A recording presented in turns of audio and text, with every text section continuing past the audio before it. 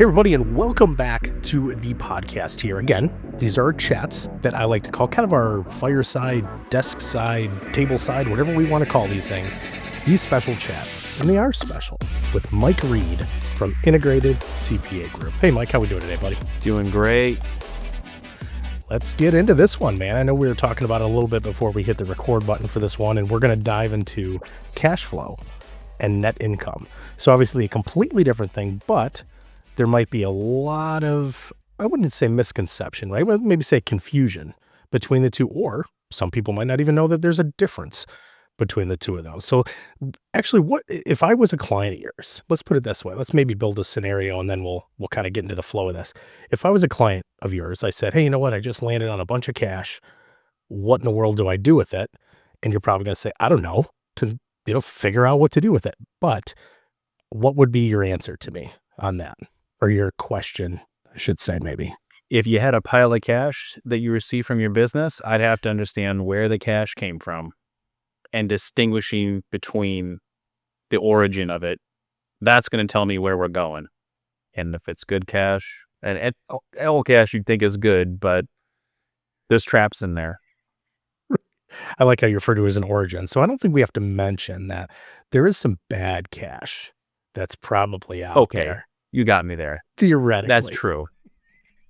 We won't get into what that is for a completely different podcast, a different host and a different guest. Let's put it that way. But yeah, Sure. Mike, if you're good with it, let's just kind of dive right into this. I don't know if you feel it's best to really define each one of those, cash flow and net income, or do a comparison, or what do you think with this? Oh, yeah. No, we're going to define them, but I got a question for you. You ever go to a fair or some kind of activity out and about, and you've ever buy one of those little gemstone kits where you put the gemstones into like a little tray and you set it around? And yeah, I do that with my kids. You ever do one of those activities? Yeah, the ones that you spend like, either $9 or $109 on a little bag of probably 3-cent rocks from somebody's backyard. Yes. That one? Yeah. I've done them a few times with my kids, and I thought I hit the jackpot the other day. Check this out. I got an arrowhead out of it. So yeah, it was still probably a cheap little arrowhead, but hey, I guess it wasn't just a rock from somebody's backyard. I was like, oh man, this is so cool. Right. You look at it, you're like, well, there's got to be something special with this little pebble. And you're like looking hard, you're like, no, that's a piece of gravel from a driveway that has a little black speck in it. You got to take a bite out of that though. You got to see if it's real. Does it taste like history? Yeah, it does, buddy. I think about history all the time when I see this kind of stuff. And as much as this is a relic and we think about that stuff, I can't turn my accounting brain off, unfortunately, even when I'm doing activities, because as cool as it is and as fun as the activity was, I just think to myself, gosh, like this had value at a certain point in time. And to me, it's just a relic. It's cool to do show and tell, but this had real value at one point in time. This was an asset to somebody. We traded and we bartered. I mean, maybe it's not cash, but it certainly had its place in history where this was something that somebody wanted. You could call it a weapon, you could call it an asset, whatever. But it certainly had its point in time when it meant something different, something very, very valuable to society. As much as the bartering system might have existed and going back and forth with things like this, and we think about history, I want to flash across the pond for a second. 500 years ago, a guy named Luca Pacioli from Italy. I like the accent, by the way. Luca Pacioli. Spot on. You got to put my hands out like that, too. Get the Chef Boyardee thing going on. You got it, man. That's right. He was working on a different kind of system of moving financial transactions back and forth. He's the father of accounting. He created a double entry accounting system, meaning that every time I would have given an arrowhead to somebody, there's two sides of a transaction. I'm giving and I'm taking. And I'm not only realizing in real time when I'm bartering that happened, but Luca bestowed upon us a system of recording and categorizing what is happening in real life. And here we are in 2025 with balance sheets and P&Ls and cash flow statements and tax returns, and well, we've run with it probably well beyond what Luca established for us originally. But those elements, thinking about a double entry accounting system and the way it works, I'm not going to get into the details of exactly how it works. That'd be a deeper accounting discussion. They really are the crux of us taking a step back and understanding what is net income and what is cash flow when we go out and we do real life things. And like, so really, like you mentioned there, I bet you Mr. Pacioli was not thinking like, oh man, one day this is going to be so complex that there's going to be this thing called QuickBooks or these other tools around. They probably looked at it as like, this is going to be slow books because it's going to be a lot going on. But all my dad jokes aside. So really, and you mentioned something really good there too, that I'm sure we're going to get into, not in detail, but that it is a double-sided thing, right? Like I always think of an example, really, really wild, but we do it every day, right? Like if you're walking away from your front door to your mailbox, right? Your mailbox might be 100 feet away. You walk 10 feet towards it, you're losing that and you're gaining it, the distance, right? So basically you can't gain without losing, but not to put it in the exact place of what you're trying to describe here, but you have to record that on both sides or you don't have a whole, right? 100%. Is that kind of the way you should approach something like this? Sure. Yeah. And it's grabbing the whole picture of what's going on in an analytical financial sense. And so, yeah, certainly he didn't have QuickBooks and P&Ls back then. Right. I probably a lot of different mechanisms of recording throughout time, but that's the idea. You got to see both sides and both pictures of what you're gaining and taking. And that jumps us into net income. Hey, we'll take it. And he also probably didn't have one of the, some of the line items that we have now, like internet, insurance. Well, they probably had an insurance thing there, but we won't get into that. He probably had a lot of, I'll leave my Italian pasta jokes. And I can say that because I'm Italian. Okay, so I could make fun of ourselves all day long. So it's all good. But I see where you're going. Yeah, I'm going to have some spaghetti and pizza tonight after this discussion. That's for sure. You have to say it, though. Like when you're sitting at the table, you have to speak in the Luca Pacioli accent. You know what I mean? I will. Well, my kids will get a good kick out of that. So let's dive into this here. Let's see. I'm super interested because I think I have a great concept of this, but like all of our discussions, I'm sure I'm going to leave it feeling smart because now I know it. But for a moment during this, I'm going to feel like a real dumb log because you're probably going to twist this around on me. And it's going to make more sense afterwards. So, but I'm up for it. Yeah. I'm up for the dance. Sometimes we treat these terms, net income and cash flow, like they're maybe something that's basic. And I'll give a more basic description, but there's a lot of people that miss it too. And it's okay to ask these questions. It's okay to think it's stupid. There's no stupid questions. So there's not. I'll tell you that. Anyways, what is net income? Revenue minus expense. Okay. What is revenue? Well, revenue is receiving, cash proceeds in return for providing value in a trade or business. It's just that raw piece, cash coming into the bank account. The customer. Simple enough. What's an expense? It's the necessary ordinary expenditures or expenses that you needed, that were required in order to generate that value that you gave to society. They brought in revenue. Those two minus each other.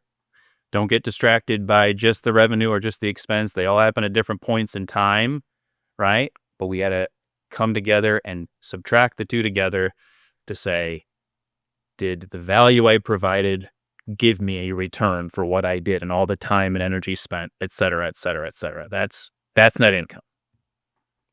Easy enough. It's an easy way to put it, right?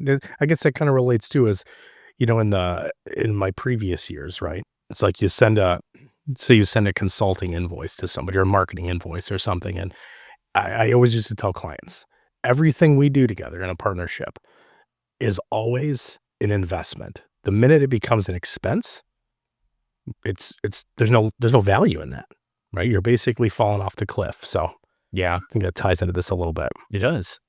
At its core, it's representative of real things. me providing something, me getting something in return, me giving up something. Where's the value in what we're doing? It's supposed to be the real life events of value in society, right? Cash flow. It is the movement of cash in and out of the business. That's it. We might believe that, oh, well, if I get revenue from a customer and I pay a vendor, that's cash flow. Yeah, it's one element of cash flow, but I'm talking about everything cash flow, period. Ins and outs. Bank loans is cash flow. Owner distributions is cash flow.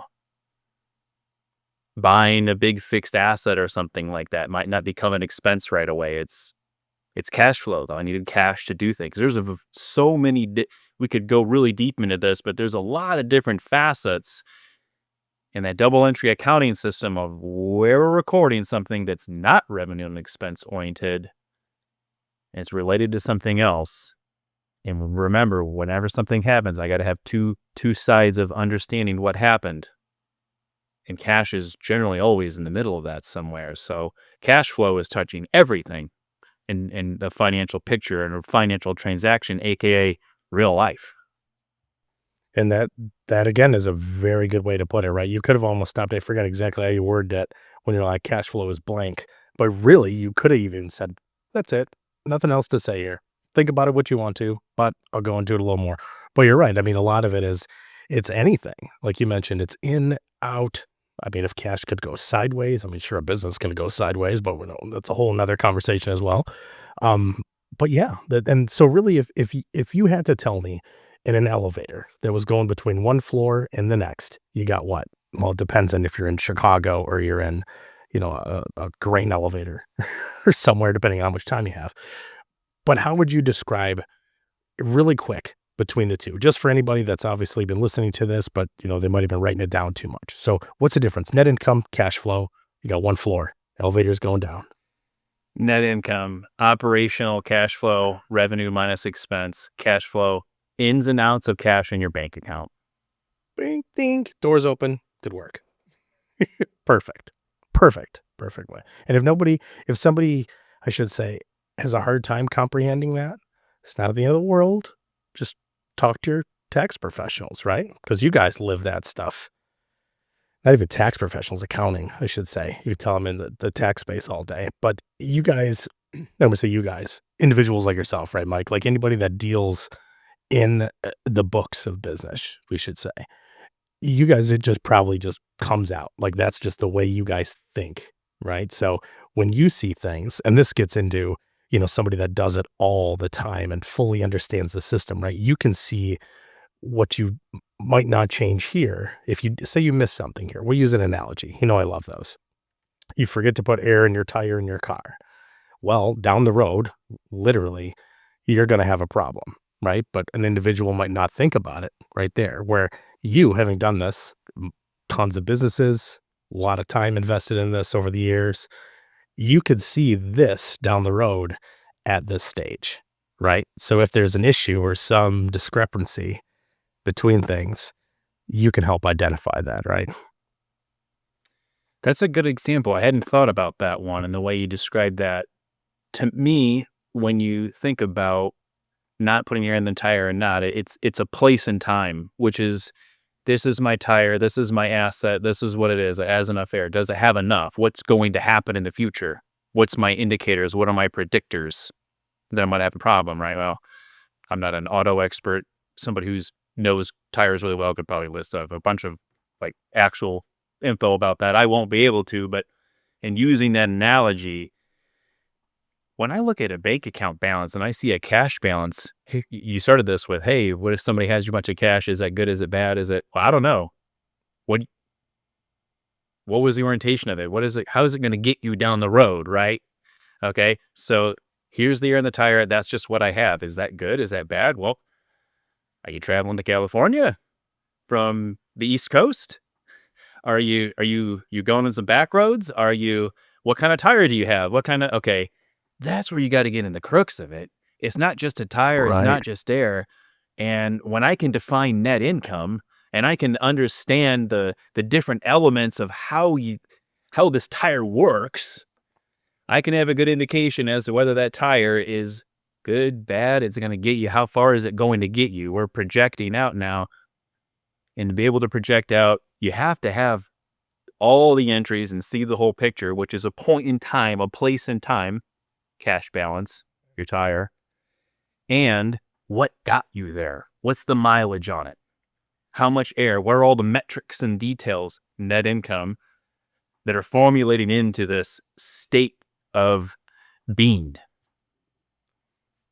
I can see exactly how and what you mean by that, I should say. So if you had to like really illustrate this to somebody, right? I mean, maybe you've had to do this with clients, or at any point in your career. Like, how would you do that?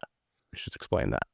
There are a number of illustrations and different roads I would go on. I think a couple illustrations I would bring up, and I would say it just because I've been faced with them a few times, and a lot of the time, what I would see is an individual looks at their bank balance, or they see a transaction happen, generally an inflow of cash, and say, oh, that's good. That means that's how much I made, or that's how my business is doing, or I have X amount in the bank. That must mean I'm doing good. I will not determine if that's good or bad. I mean, yeah, generally having some cash available is not a bad thing. There's nothing wrong with that, right? But again, let's think about some of the transactions that happen in relation to what are a cash flow event and how it may or may not be a net income event and the differences between them. I'll just go over a few. I think one of the popular ones that I see is selling a property. What happens when I sell a property? I get cash for it. Okay? So it's a cash inflow. If we think about cash inflow, plain and simple. All right? There's different types of cash elements that are involved. Some of them are operations, meaning I'm providing value into society. I'm getting something back. I sold a home. Someone needed a home. There is financing cash flow in this, meaning usually I had a mortgage on it. Maybe you didn't. Maybe you didn't have a loan on it. A lot of people do. So that's a financing cash flow activity. But all I'm going to see in a bank account is a deposit. It's just one transaction and feels like just one thing happened. But again, let's pull back the curtain and understand what the net income element of that was. Well, it's the cash you sold it for. Even if that didn't come to your bank account, that is what it is. But what happened was you sold a home for that amount, what's on the closing statement. Well, what'd you buy it for? Which happened potentially years ago. That was the expense that you incurred. Just because they happened at different eras of time doesn't mean that that's not and your cash balance has obviously gone up and down over the years, right? I can't just look at a bank statement and say that's what I made. Right. Yeah, because a lot of it, I mean, it basically Yeah. is the life cycle of an asset. Mm-hmm. Yeah. Like really, like unless it was gifted. Well, we won't even get into gifting. That's a whole other thing. But it just appeared one day. Yeah. Like, oops, cool, I got this. There was Right. nothing invested in it. I didn't have to put anything into it to maintain it. I didn't have to do anything with it. And then you sold it for X, which is almost physically impossible. There's always something. So really, it's like an asset timeline. It is. What you're saying. And then looking at the whole picture, just not a snapshot. Because the snapshot is, frankly, it's incorrect. Mm-hmm. And you know that, right? I like that real estate one because almost everybody could relate to that, or at least see how it goes. It's the real estate example is a good one because it happens over multiple years and we forget what happened and how much we paid for something years ago because we have a ton of things on our plate and on our mind. But at its raw definition, again, net income was that value that I receive or that I'm receiving minus that expense. That's the gain. That's the net income piece. But obviously, that's not what's deposited into your bank account when you sell the home. What's deposited in your bank account when you sell the home at that specific point in era of time on that date is the closing, the amount you sold it for, minus generally some selling expenses, minus what? The loan balance. That was cash flow. I needed cash flow at the beginning of this life cycle from a bank to pay for the property. So now I got to pay the bank back. That intermediary piece is totally is impacting a cash flow activity that's different from net income, which is why when you think about our double entry accounting system that Luca created for us, why do we have a balance sheet? Luca wanted people to understand what they had on hand, be it inventory, be it, who knows, crates and ships and wine and whatever the heck they were selling overseas at that point in time, and their liabilities. Who do I owe? Right. That is something else you have on hand. And if you don't have good records of that and understanding of that, again, what's going to happen in the future? How am I going to be able to maintain and track and understand all these elements? And that's where the double entry accounting system happened. From when I purchased that property, cash left, the bank was impacted, had an asset. Later on, I provided value into society now because I sold the thing, right? Somebody else has it and I got something back in return. Now we're talking net income. And then we already had a bunch of cash events that happened prior to that, again, and that double entry system that we have to all net out and track and all this craziness. Then now we have QuickBooks. No more slow books. Now we got QuickBooks. We've progressed a little bit. Yeah. And really, and kind of taking what you're saying too, and making sure that I understand it right, is the double entry system really is it's a layer of protection for ourselves and against ourselves, really, right? Because holding our books accountable for something like that, making sure that it balances out. Any business owner probably despises that word, because anybody that's done their own books, you've probably been off by a little bit and you've stayed up many nights trying to figure out where in the heck it went. You can tell my blood pressure is rising a little bit. I'm vividly remembering this a long time ago at a coffee shop in downtown Charleston, fresh out of college, trying to figure out like, how in the world do I do this? Because I kept really crappy books. To be honest, I still struggle with that a little bit, but we have people and we have systems. But also too, like knowing that process of an asset, like you mentioned, a home, right? Or a property. We won't call it a home, we'll call it a property.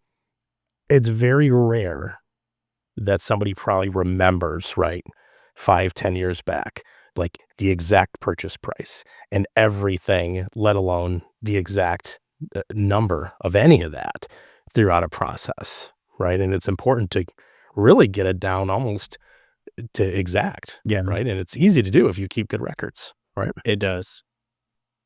It has produced a lot of business success if fully embraced. It really does. One other illustration I'll go over, this is a small one, and then we'll wrap things up. So the event is cash comes out of the business into an owner's bank account for personal reasons. Also, using a credit card for personal reasons is the same concept. Either way, cash in the business in some way, shape, or form was reduced, a cash outflow. That's our cash flow event. And the rights and obligations of that cash are now in the owner's hands. One entity being the business to us, people, human entities. Okay? So what's the triggers in that? What is net income? What is cash flow? Well, net income, there's no event in net income. You do not, I didn't sell anything. And some people might say, well, it's an expense, right? I'm an owner. I'm providing value, and this is an interesting one. It's not actually considered an expense. Paying an employee is, but you as an owner have a different section, equity. The equity section of the balance sheet, a mysterious place for people who don't adventure into the balance sheet and the accounting system very often. It has a role in other places in the accounting system I'm not going to go over today, that's for sure. But again, I have to record two places. Cash is obviously impacted. It's not net income. It's actually another place of the balance sheet. So I can be really, really successful. And sometimes people say, well, where's all the cash? Where's it?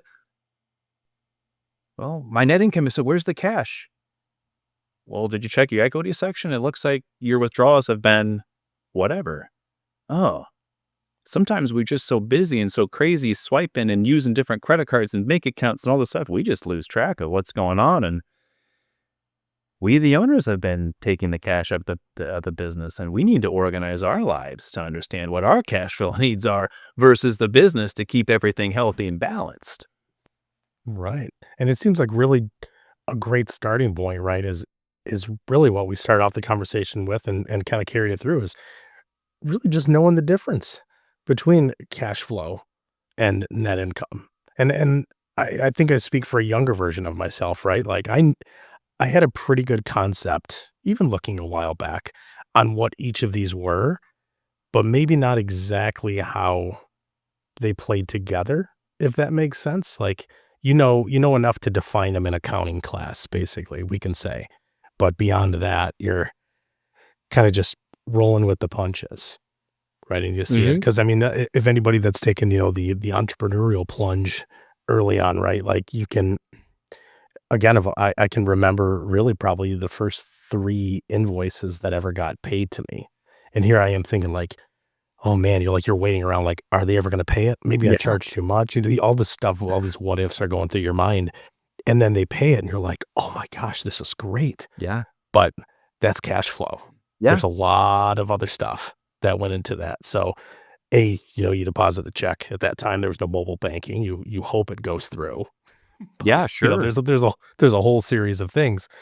But yeah, I mean, I think that's probably something that maybe they should do a better job of a little bit. And maybe they do now. I'm getting a little older, so it's been a while since I've been sitting in a classroom.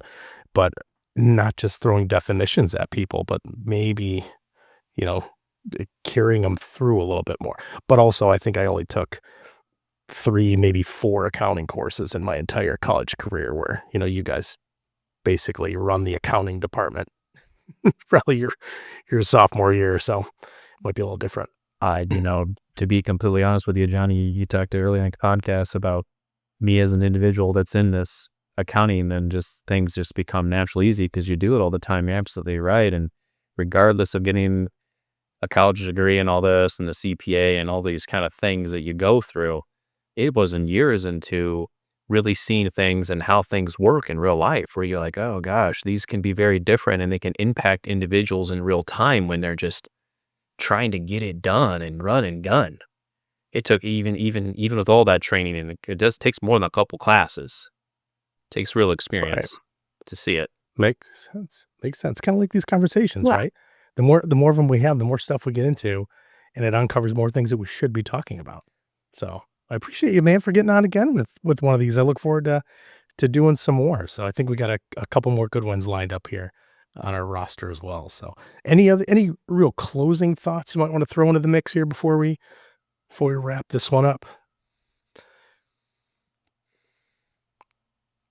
I put you on the spot. Be mindful of that. Cash is king. It's true. But keep in mind that it's only knowing the source of it and tracking net income and really truly understanding that net income is the type of cash that's going to make you the king. That's how it works. Just a big deposit from a source that's financing or other places is great for a stint of time, but can you turn that in to operational cash flow? That's the cash that's king. I like it. Very wise words, sir. Very wise. So again, Mike, I appreciate you joining us, man. And as you mentioned there, and kind of bringing this around full circle, even with teaching tax flow, right? We're talking about this. Where was the origin, right? Like, where is the source, or where was the source from cash? So it's very important that you know that, but also to look at teaching tax flow and think of TTF, as we refer to it here, as really your source for a lot of tax and accounting information. So if you're actually watching and listening to this on YouTube, make sure you subscribe. Don't be lazy, as you probably have been at some point with your books. You get lazy and you get complacent. Don't just watch the content, subscribe to this stuff. So you get a little notification, a little ding goes off and annoys you and tells you we got something new. So don't forget to do that.